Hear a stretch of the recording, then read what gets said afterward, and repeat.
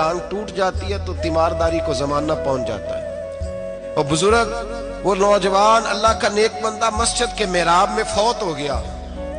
حضرت فضیل ابن عیاض کہتے ہیں امام صاحب نے اعلان کیا چندہ دو، کوئی لاوارث فوت ہو گیا، کفن دینا۔ چندہ کٹھا ہوا، کفن خریدا، جنازہ پڑا، عشاء کے بعد دفن کر کے آئے۔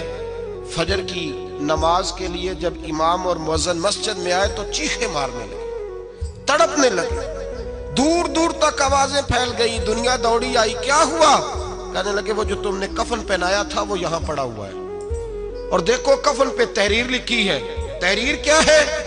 عرش کے مالک نے فرمایا میرے دوست نے روٹی مانگی تم نے دی نہیں، اس نے تمہیں میرے قریب کرنے کے لیے اپنی طرف توجہ کرائی، تم نے کی نہیں، اور میرا یار تمہارے کفن کا محتاج تھا، سنبھال کے رکھو اپنا کفن، میں نے اسے جنت کا لباس عطا فرما دیا۔